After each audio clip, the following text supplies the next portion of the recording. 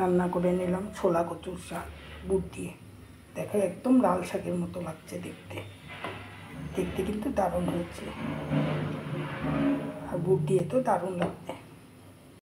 সকাল বন্ধুরা, mummy day out চ্যানেলে সবাইকে স্বাগতম।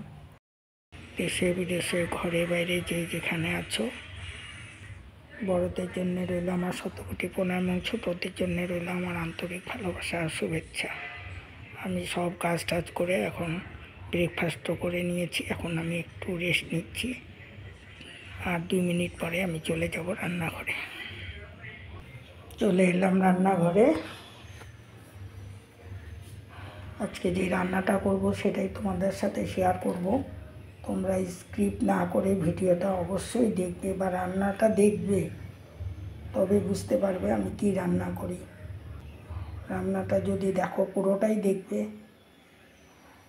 কোনো একটা বাদ পড়ে গেলে তখন আর তোমাদের নিজেদেরই অসুবিধা হবে। তাই বলছি ভিডিওটা স্কিপ না করে সবাই দেখো। রান্না করব ছোলা কচুর শাক। ছোলা কচু না কি কচু আমিও ঠিক বলতে পারবো না, কিন্তু এই যে শাক নিয়ে এসেছে তাই সেই শাকটাকে আমি কেটে টেটে সুন্দর করে ধুয়ে নিয়েছি। নিয়েছি 4 কোয়া রসুন থেতো করে, 3টা কাঁচা লঙ্কা টুকরো করে, আর নিয়ে নিয়েছি বুট। তাহলে রান্নাটা শুরু করে দিই। রান্না কড়াইতে দিয়ে দিলাম সরষের তেল,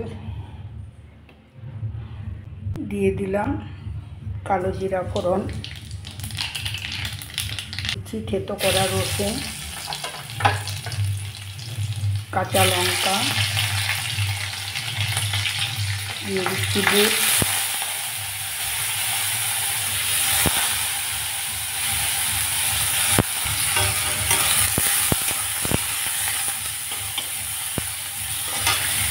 কচু শাকটাকে আমি সেদ্ধ না করেই রান্না করবো।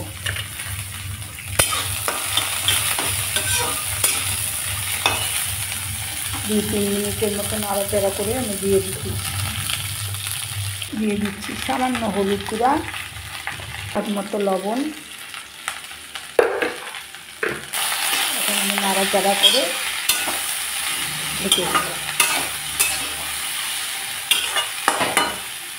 ঢেকে দিলাম 10 মিনিটের জন্য।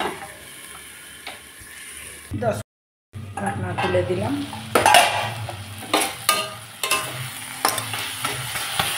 এখনো পুরো সিদ্ধ হয়নি,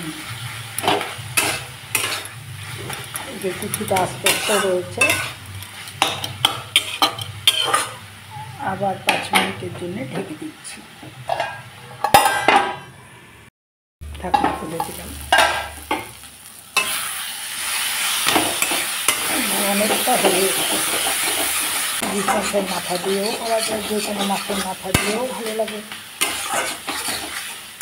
দুধ দিয়েও ভালো লাগে। দিয়ে দিচ্ছি কাগজি লেবুর রস।